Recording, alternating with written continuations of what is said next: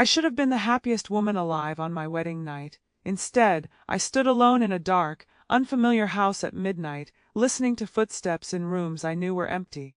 That was 40 years ago, but I still remember every sound, every shadow, every moment I realized that the house was trying to warn me about the man I had just married. My name is Margaret Sullivan, but everyone has always called me Maggie. I'm 68 years old now, sitting in my small apartment with a cup of tea, finally ready to tell this story. For 40 years, I've carried it like a stone in my chest. My daughter says I should let it go, that talking about it might help. So here I am, speaking these words into the quiet, hoping that someone out there might understand. It was October 15th, 1985, my wedding day.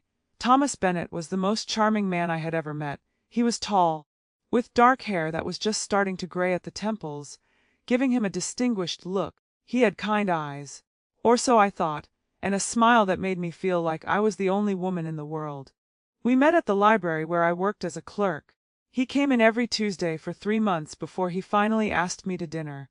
I was 28 years old and had nearly given up on finding love. My friends were all married with children. My mother kept asking when I would settle down. Then Thomas appeared, and suddenly my life felt like it was beginning. Our courtship was brief. Looking back now, I see that as the first warning sign I ignored. But at the time, his eagerness felt like passion. He proposed after just 4 months, presenting me with his grandmother's ring, a simple gold band with a small diamond. I said yes without hesitation. Thomas told me he owned a house on the outskirts of town, a place called Riverside Manor. He said it had been in his family for generations. He described it as beautiful and spacious, perfect for raising a family. I never questioned why he didn't take me to see it before the wedding. He said he wanted it to be a surprise, that he was having it renovated just for me. The wedding itself was small. Just a few friends at the courthouse, then a simple dinner at a local restaurant. Thomas said his family was scattered across the country and couldn't make it on short notice. I had my mother there, and my best friend Clara, but even they seemed uncertain. My mother pulled me aside before the ceremony. "Maggie, dear," she said, holding both my hands. "Are you sure about this? You barely know this man." I laughed it off. "Mother, I know enough. He loves me. That's what matters." She looked at me with sad eyes, but she didn't say anything more.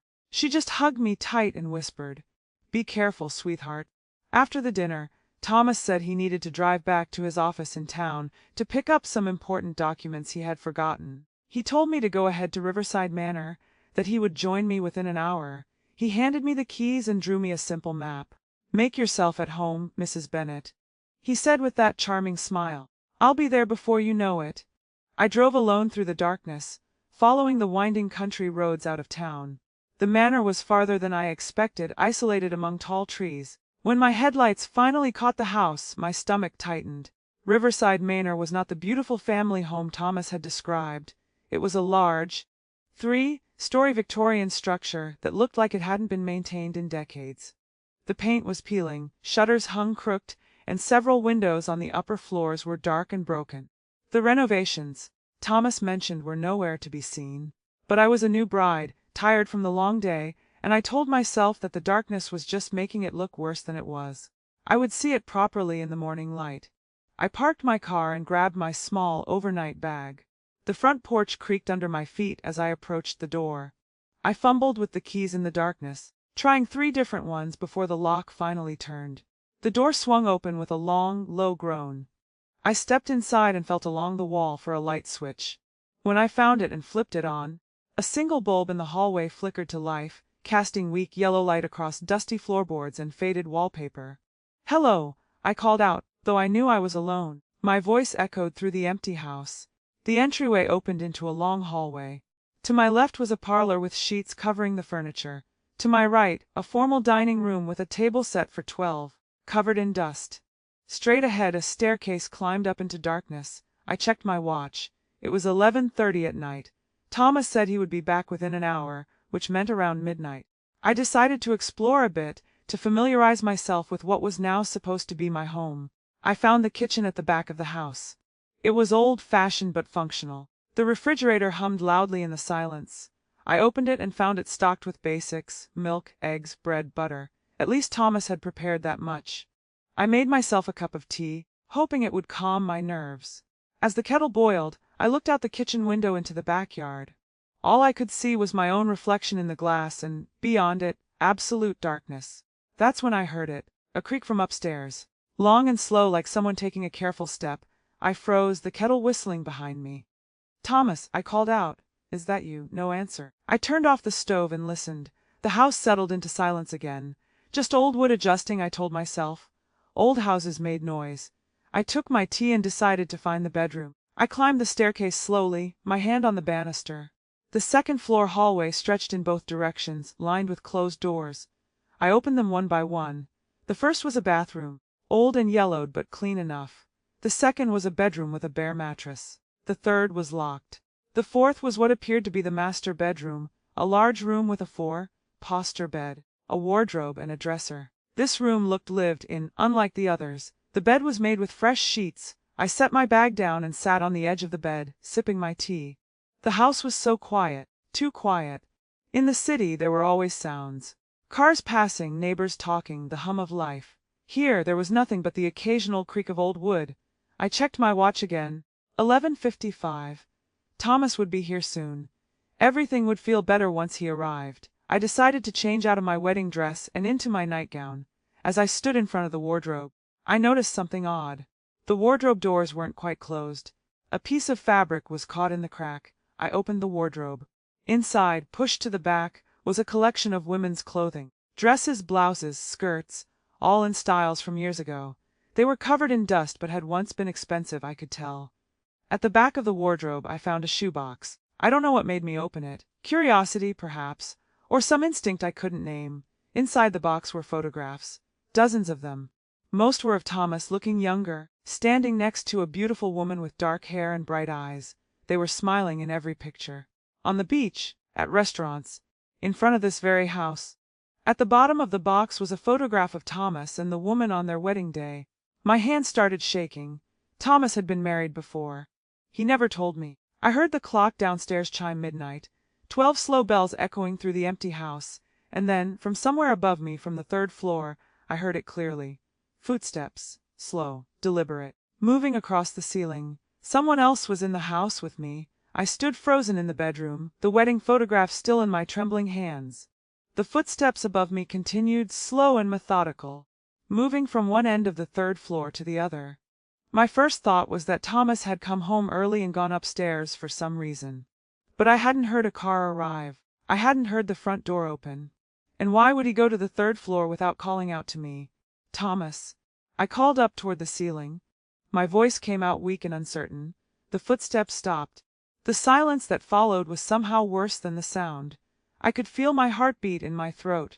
I carefully placed the photographs back in the shoebox and closed the wardrobe, as if hiding what I had found would make everything normal again. I walked to the bedroom door and looked out into the dark hallway. The single light bulb at the top of the stairs cast more shadows than illumination. At the far end of the hall, I could see another staircase, narrower than the main one, leading up to the third floor. I should have left the house right then. I should have gotten in my car and driven away. But I was 28 years old, newly married, and I had been raised to be reasonable, to not let my imagination run wild. There had to be a logical explanation. Maybe Thomas had told a friend to check on the house. Maybe there was a caretaker I didn't know about. Maybe it was just the house settling, and I was so nervous that I was hearing things that weren't there. I forced myself to walk down the hallway toward the narrow staircase. Each step felt like it took all my courage. The stairs to the third floor were steep and uncarpeted. They creaked loudly under my weight. "Hello," I called as I climbed. "Is someone there?" No answer.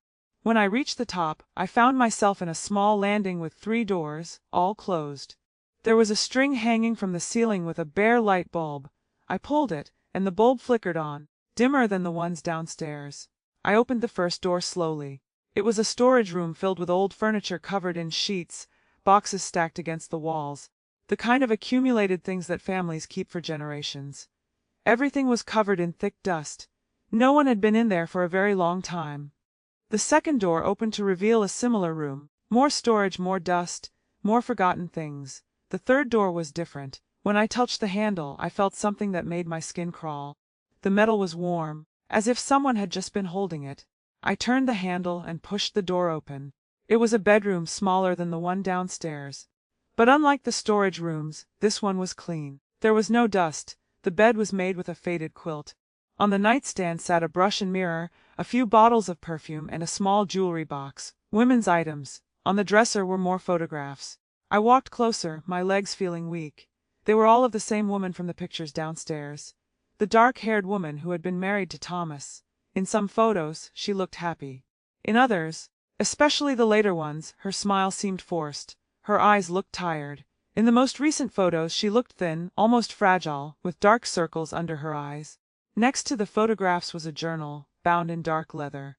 I picked it up with shaking hands and opened to the first page. This journal belongs to Catherine Marie Bennett. It read in elegant handwriting, January 1980, Catherine. Thomas's first wife had a name. I flipped through the pages. The early entries were mundane. Shopping lists, notes about the garden, comments about the weather.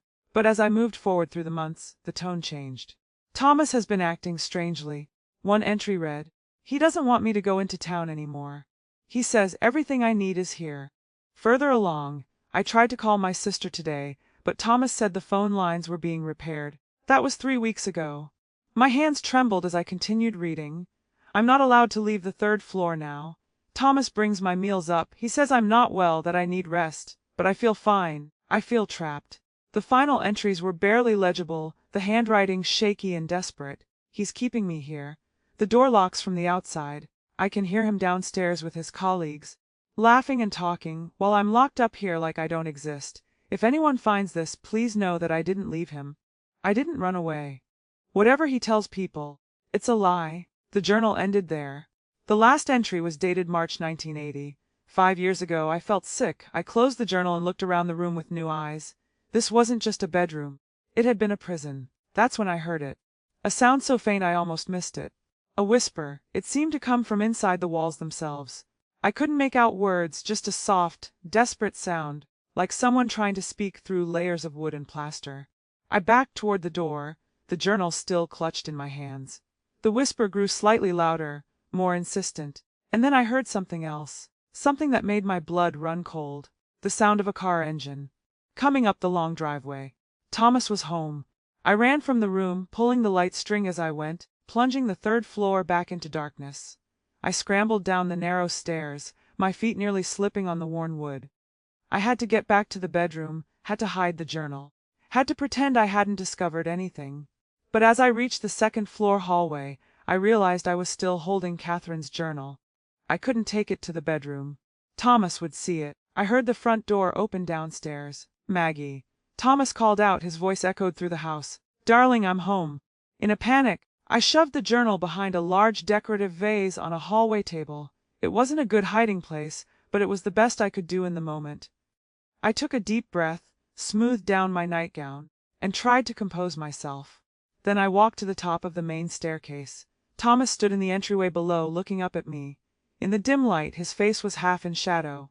For just a moment, he looked like a stranger, someone I didn't know at all.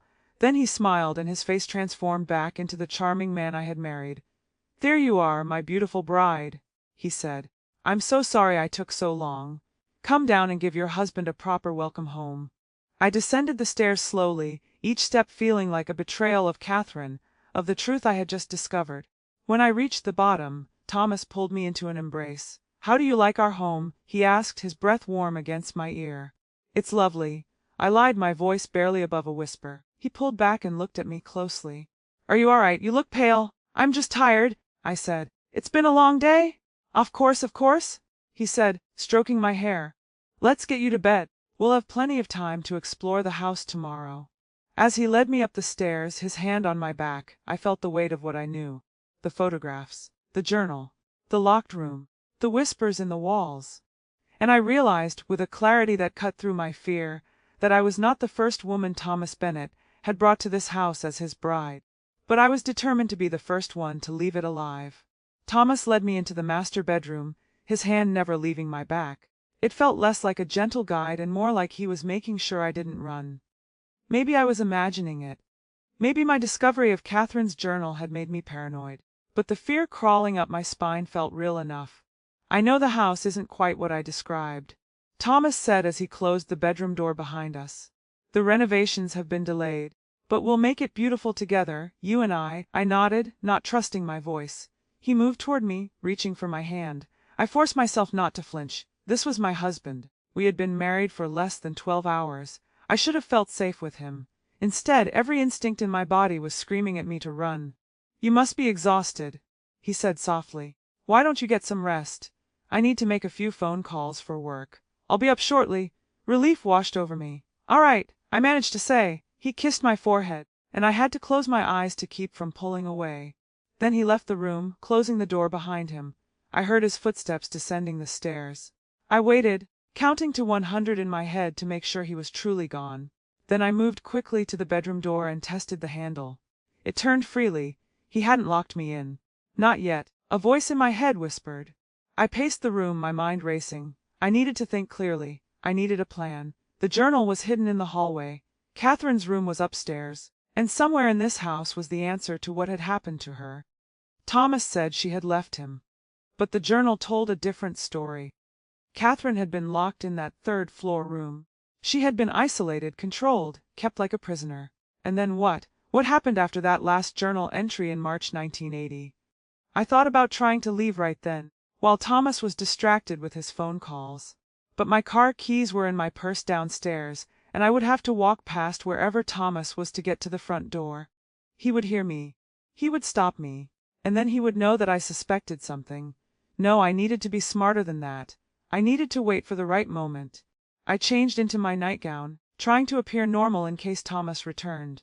Then I sat on the edge of the bed, listening to the sounds of the house. Downstairs, I could hear Thomas's voice, muffled and indistinct. He was on the phone with someone, his tone friendly and casual. The perfect husband, the perfect neighbor, the perfect lie. Above me, the third floor was silent. But I kept remembering those whispers in Catherine's room. The feeling that someone had been trying to speak to me through the walls. I stood up and walked to the window. It overlooked the backyard. Though in the darkness, I could see nothing but my own reflection. The window was old with a simple latch. I tested it. It opened easily, but we were on the second floor. Too high to jump without injury. I closed the window and turned back to the room. That's when I noticed something I hadn't seen before. On the nightstand, partially hidden behind the lamp, was a small music box. I picked it up carefully. It was made of dark wood, intricately carved with flowers and vines. There was no key to wend it, but when I lifted the lid, the mechanism inside began to turn. A melody played, soft and haunting. It was a song I didn't recognize, something old and melancholy, and as it played I heard something else. Footsteps, directly above me, in Catherine's room. I snapped the music box shut. The melody stopped. The footsteps stopped. I opened it again. The music played. The footsteps resumed, matching the rhythm of the song. My heart pounded. This wasn't my imagination. Something in this house was responding to the music box. Someone was up there, moving in time with the melody. I closed the box and set it down with shaking hands. That's when I heard Thomas on the stairs. I quickly got into bed and turned off the lamp, pulling the covers up to my chin. I kept my eyes closed as the bedroom door opened. "Maggie," Thomas whispered. "Are you asleep?" I kept my breathing slow and steady, pretending to sleep. After a moment, I heard him moving around the room, getting ready for bed. The mattress shifted as he climbed in beside me. I lay there in the darkness, every muscle in my body tense, as my husband settled in next to me. He reached over and put his arm around my waist. "Good night, Mrs. Bennet," he whispered. I didn't respond. I couldn't. All I could think about was Catherine, locked in that room upstairs. Had Thomas lain next to her like this, pretending everything was normal? Had she known what was coming? Thomas's breathing eventually slowed and deepened. He had fallen asleep. But I couldn't sleep. I lay there for what felt like hours, staring at the dark ceiling, planning. I needed to find out what happened to Catherine. I needed evidence. And I needed to get out of this house. Carefully, slowly, I slipped out from under Thomas's arm. He stirred but didn't wake. I stood beside the bed, watching him in the darkness, making sure he was truly asleep. Then I crept to the bedroom door and opened it as quietly as I could. The hallway was dark except for the weak light from downstairs. I moved like a ghost toward the vase where I had hidden Catherine's journal. It was still there. I pulled it out and held it against my chest, then made my way back toward the bedroom. But as I passed the narrow staircase leading to the third floor, I heard it again. That whisper. Soft and desperate. This time, I could almost make out the words, "Help me." I looked up the dark staircase. Every rational part of my brain told me not to go up there, but I couldn't ignore it. If Catherine was trying to tell me something, I needed to know what it was. I climbed the stairs as quietly as possible, each creak making me freeze, and listened for sounds of Thomas waking. When I reached the third floor, I pulled the light string. The bulb flickered on and I gasped. Catherine's bedroom door was open. I knew I had closed it. I was certain I had closed it. But now it stood wide open, and from inside the room came a faint glow, as if someone had lit a candle. I approached slowly, every step an act of will. When I reached the doorway, I looked inside. The room looked exactly as I had left it. The photographs on the dresser, the made bed, the personal items on the nightstand. But on the bed now lay a piece of paper that hadn't been there before. It looked like it had been torn from the journal I was holding. I entered the room and picked up the paper with trembling hands. It was a journal entry, the handwriting rushed and frightened. April 3, 1980. He's moving me to the basement. He says no one can hear me down there. He says this house has secrets, places where people disappear. I'm so afraid. If you're reading this, please look in the basement, behind the far wall. That's where. The entry ended mid-sentence, as if Catherine had been interrupted. I stood there, the paper shaking in my hands, and I knew with absolute certainty what I would find in the basement. Catherine had never left Thomas. Catherine had never left this house. And unless I was very, very careful, I would share her fate. I stood in Catherine's room, clutching the torn journal page, my mind reeling. The basement. I had to go to the basement. But not now. Not in the middle of the night with Thomas asleep just one floor below. I needed daylight. I needed him out of the house. I carefully folded the paper and tucked it inside the journal, then made my way back downstairs as quietly as I could. When I reached the bedroom, I hid the journal under the mattress on my side of the bed, pushing it far enough that Thomas wouldn't feel it, but close enough that I could retrieve it quickly if needed. Thomas was still asleep, lying on his back, one arm stretched across where I had been. In the faint light coming through the window, he looked peaceful. Innocent even. How could this man, who had courted me so gently, who had smiled at me with such warmth, be capable of what I suspected? But I knew what I had read, I knew what I had heard, and I knew, deep in my bones, that Catherine was still in this house. I climbed back into bed carefully, positioning myself as far from Thomas as possible. My mind wouldn't stop racing, running through possibilities and plans. I must have eventually fallen asleep from exhaustion, because the next thing I knew, sunlight was streaming through the windows and Thomas was already awake, dressed, and opening the curtains. "Good morning, sleepyhead," he said cheerfully. "I was beginning to think you'd sleep all day." I sat up disoriented. The clock on the nightstand read 10:30. I never slept this late. I mumbled. I must have been more tired than I thought. No need to apologize. It was a big day yesterday. He came over and kissed the top of my head. "I need to go into the office for a few hours. There's a situation with a client that I need to handle in person. Will you be all right here by yourself?" My heart leaped. This was exactly what I needed. "Of course," I said, trying not to sound too eager.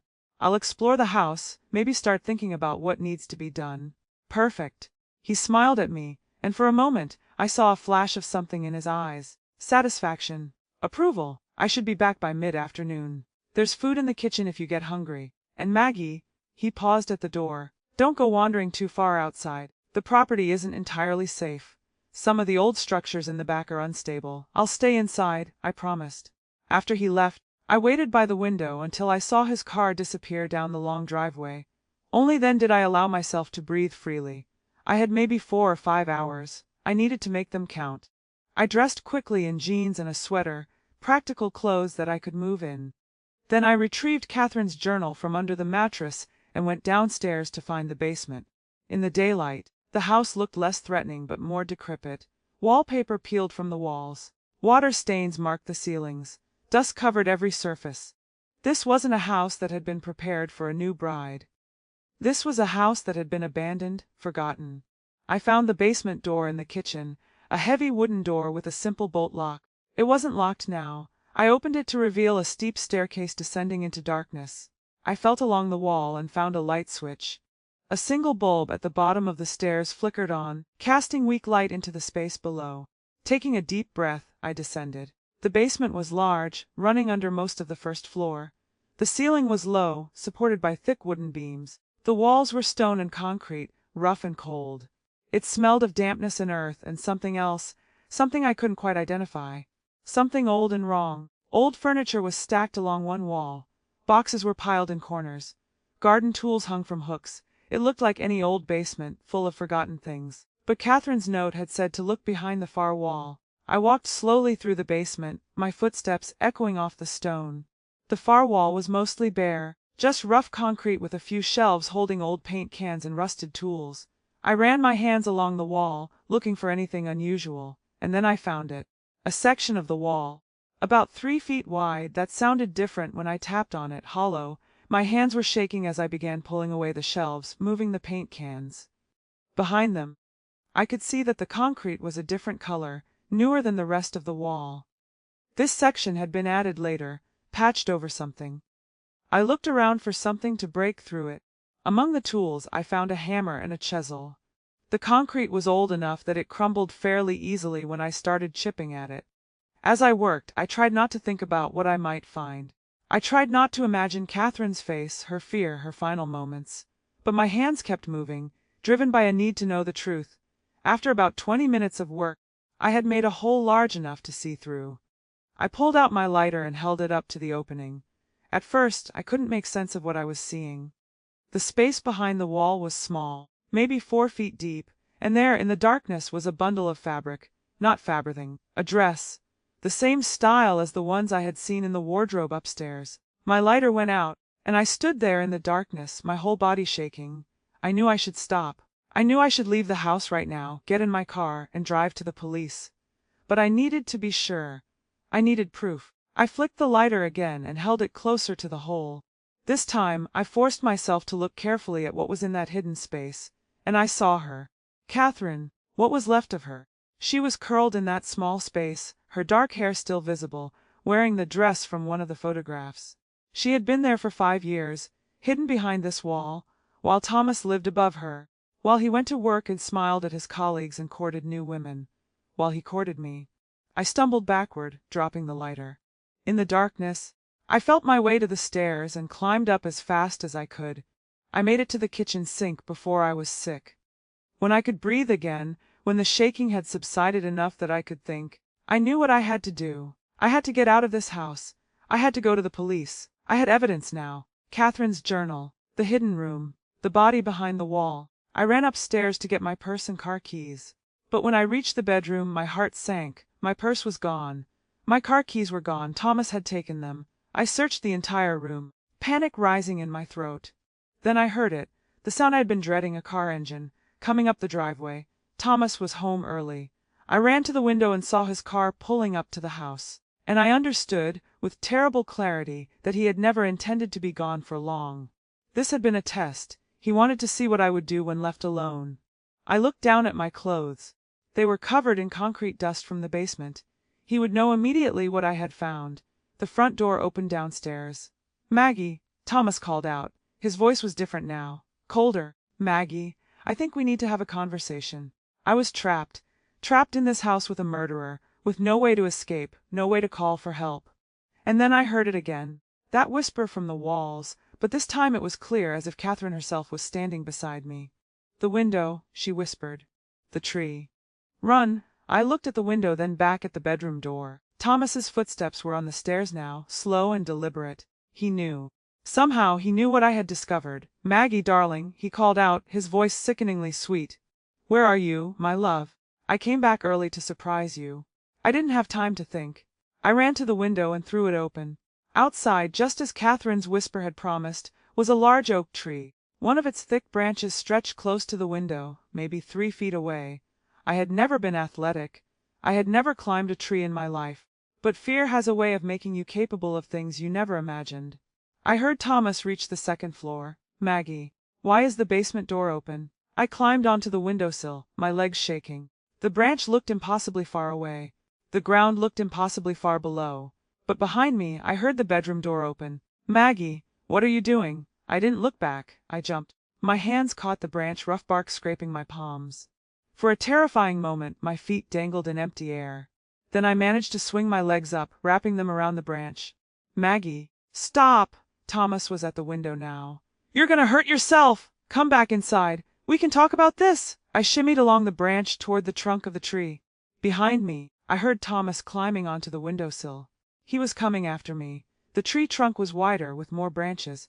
I climbed down as fast as I dared, my hands bleeding now from the bark, my muscles screaming. I could hear Thomas above me, moving more carefully but still following. When I was about 10 feet from the ground, I just let go. I hit the grass hard, the impact knocking the wind out of me. But I couldn't stop. I forced myself to my feet and ran. I ran toward the front of the house, toward where the driveway met the main road. It was at least a mile to the nearest neighbor. I had seen it when I drove in yesterday. If I could just get there, if I could just reach someone who could help. Behind me, I heard Thomas drop from the tree. "Maggie, stop!" You don't understand, but I did understand. I understood perfectly. I ran down the long driveway, my lungs burning. I had never been a runner, and my legs felt like lead. But terror pushed me forward. Behind me I could hear Thomas's footsteps, getting closer. He was faster than me.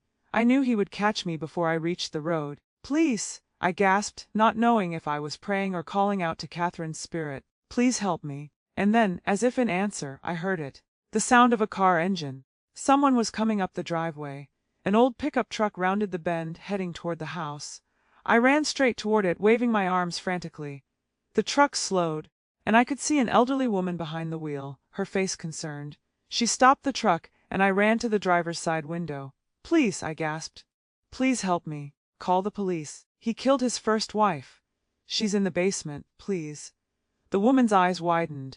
She looked past me to where Thomas had stopped, standing in the middle of the driveway about 50 yards back. He was breathing hard, his hands on his knees, but when he saw the truck, he straightened up and put on that charming smile.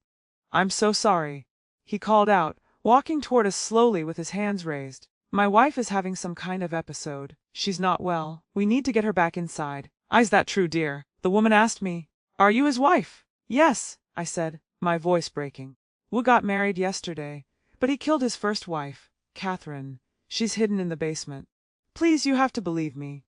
The woman studied my face, then looked at Thomas again. She must have seen something in my eyes, something that told her I was telling the truth. Or maybe she saw something in Thomas's smile that didn't quite reach his eyes.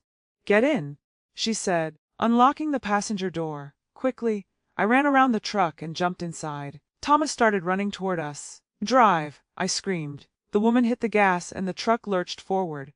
Thomas had to jump aside to avoid being hit. In the side mirror, I saw him standing in the driveway, watching us go, his expression no longer charming. It was cold, calculating, dangerous. "My name is Eleanor Hartley," the woman said as we sped down the driveway.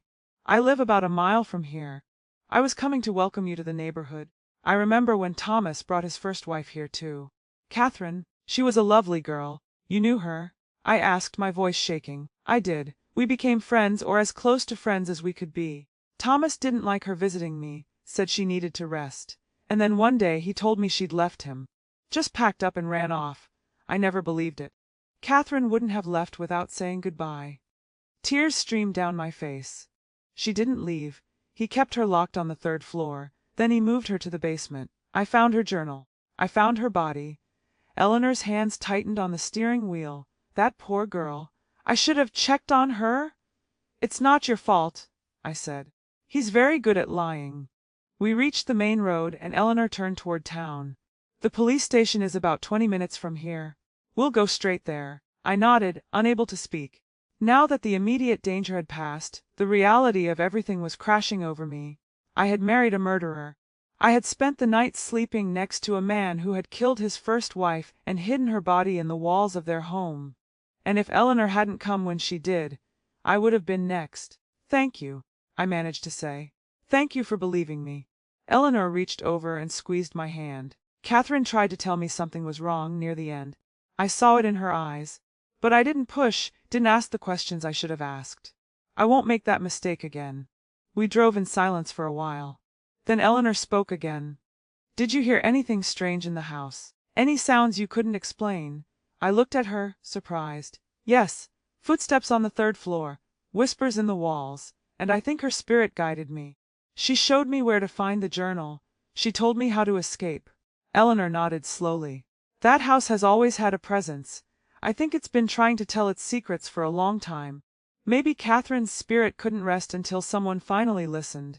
The police station came into view, a small brick building in the center of town. As we pulled into the parking lot, I saw 2 police cruisers parked outside. "I'm here with you," Eleanor said. "I'll tell them everything I know about Catherine, about Thomas. You're not alone in this." We walked into the station together, and I told the officers everything. About the journal, about Catherine's locked room, about the body hidden behind the basement wall. They listened with growing concern, taking notes, asking questions.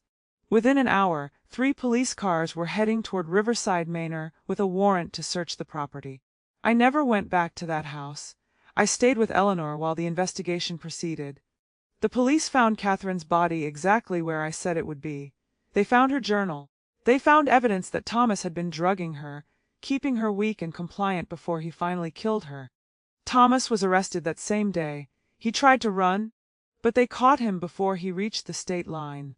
The weeks that followed were the hardest of my life, not because of physical danger anymore, but because of the weight of understanding what I had survived, what Catherine had not.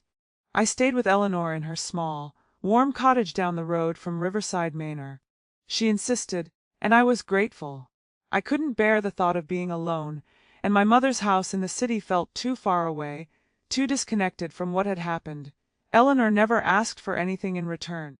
She simply opened her home and her heart to me, this stranger who had stumbled into her life at exactly the right moment. We spent long evenings talking about Catherine, about the signs we had both missed, about the guilt we both carried. She came to see me 3 weeks before she disappeared. Eleanor told me one night over tea. She looked so thin, so tired. She said Thomas was keeping her home because she wasn't feeling well, but something in her eyes was desperate. I asked if she was all right, and she opened her mouth to speak. But then Thomas pulled up in his car. He had followed her. The look on his face when he saw her at my door. I should have known then. I should have done something.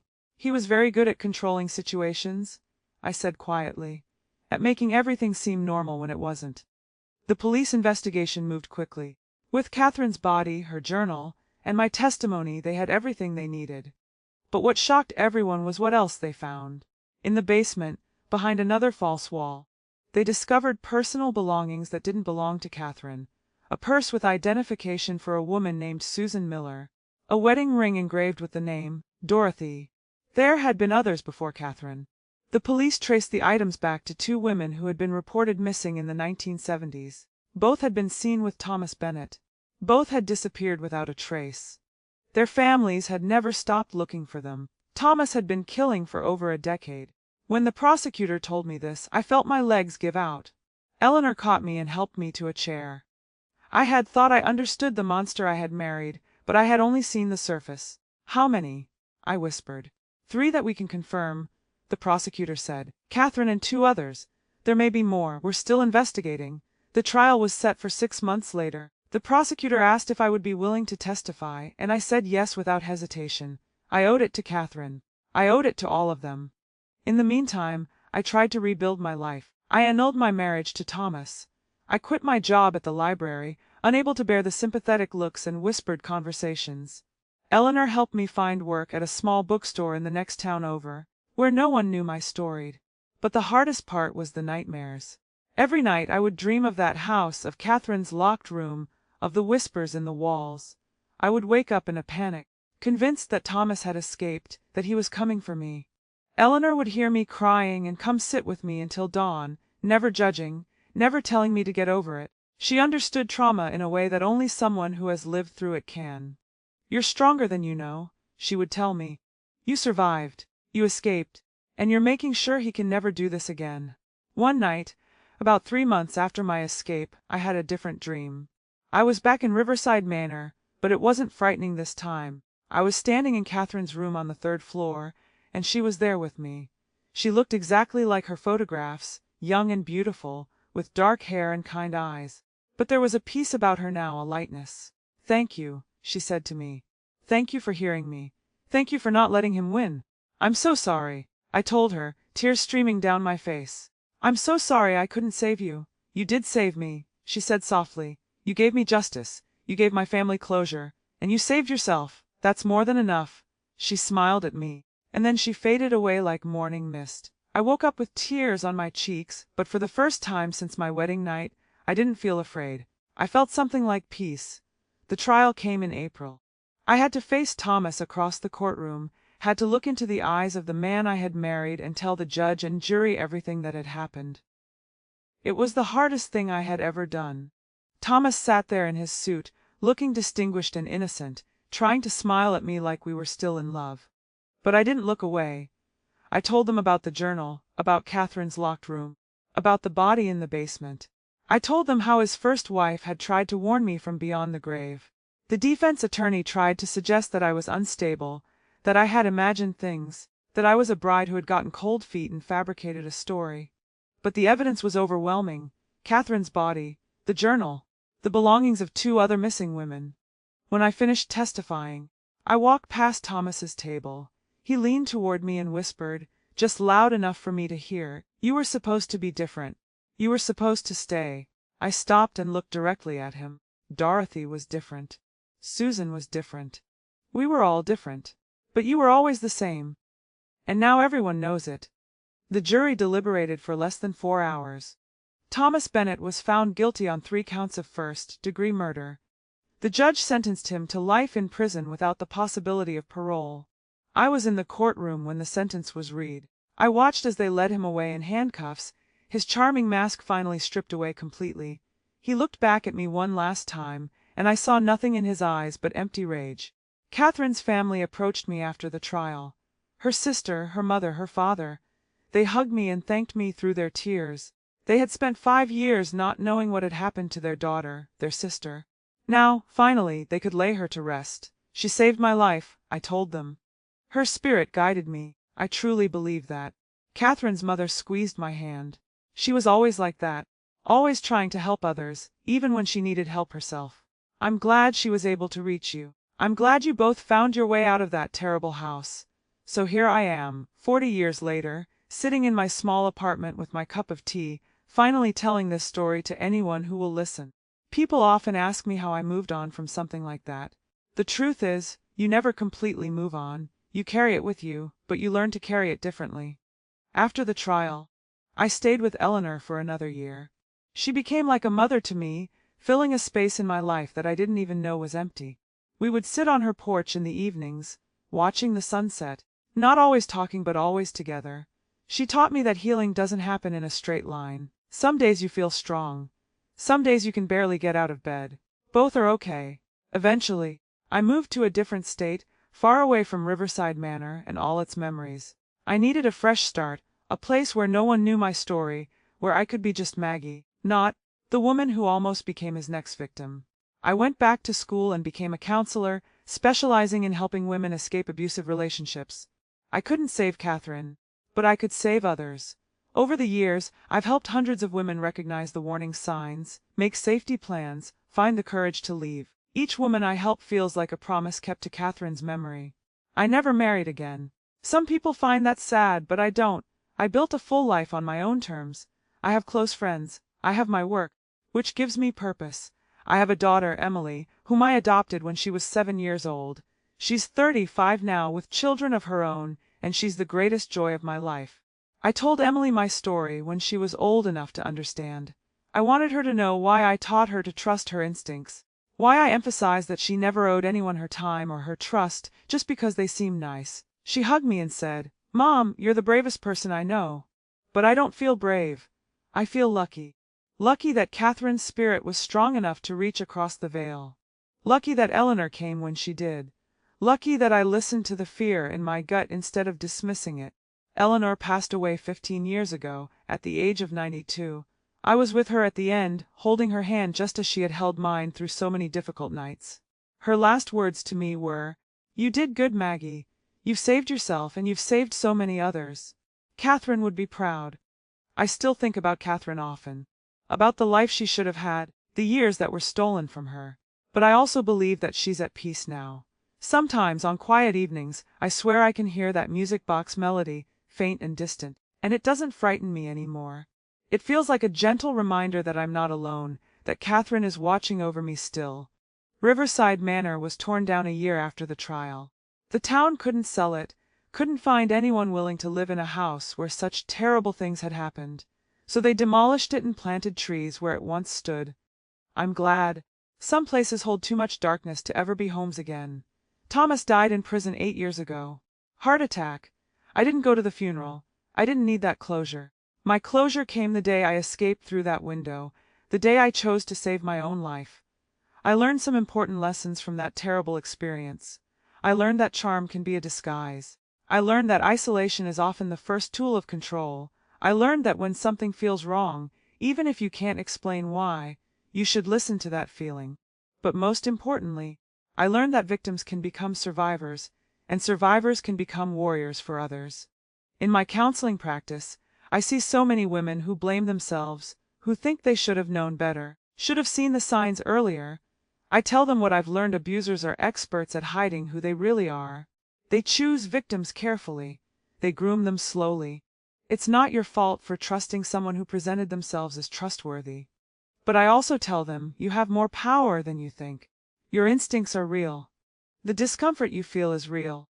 And there is always a way out, even when it feels impossible.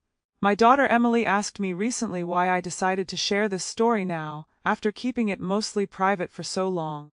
I told her that I'm 68 years old, and I've finally reached a place where I can talk about it without falling apart. But also, I hear stories every day about women who disappear, who are harmed by men they trusted, and I want people to understand how it happens, how easy it is to miss the signs, how important it is to listen when something feels wrong. If my story can help even one person recognize danger and escape it, then sharing it is worth it. I want to say something to anyone listening who might be in a situation like I was. If someone is isolating you from friends and family, if they're controlling where you go and who you see, if they make you feel crazy for questioning them, if you feel afraid of their reaction to normal things, those are not signs of love. Those are signs of danger. Trust your instincts. Make a safety plan. Reach out to someone you trust. And know that leaving is possible even when it seems impossible. To the families of victims who didn't make it out, who didn't get the chance I got, I'm so sorry. I think of your loved ones often. I hope their stories are told. I hope they're remembered not as victims, but as whole people who deserved so much more than what they got. And to Catherine, wherever your spirit rests now, thank you. Thank you for fighting even after death to save me. Thank you for your strength, your persistence, your refusal to let him win completely. You saved my life, and through me, you've saved countless others. I still keep that music box, the one from the bedroom at Riverside Manor. The police returned it to me after the trial. Sometimes I open it and listen to that haunting melody, and I remember the girl I was at 28, hopeful, trusting, unprepared for the darkness I would face. But I also remember the woman I became, stronger, wiser, determined to turn my survival into something meaningful. That's what I tell the women I counsel: your survival matters. Your story matters. And you have the strength inside you to not just escape, but to thrive. It's been 40 years since that wedding night, 40 years since I heard those footsteps in the empty house. The nightmares have faded, the fear has transformed into purpose, and I've built a life that I'm proud of, a life that honors both my survival and Catherine's sacrifice. So if you're listening to this story from wherever you are, at whatever time of day or night, know that you're not alone. Know that if something feels wrong, it probably is. Know that your instincts are there to protect you. And know that escape is possible, healing is possible, and life after trauma can be beautiful. Thank you for listening to my story. Thank you for bearing witness to what happened in that house so long ago. And if you know someone who might need to hear this, please share it. We protect each other by speaking the truth, by refusing to stay silent about the darkness that exists. Catherine's voice called out to me through the walls of that terrible house. Now I'm calling out through these words, hoping to reach anyone who needs to hear them. Listen to the sounds that warn you, trust the whispers of your instincts, and never, ever ignore the fear that tells you to run. Because sometimes survival depends on nothing more than being willing to jump.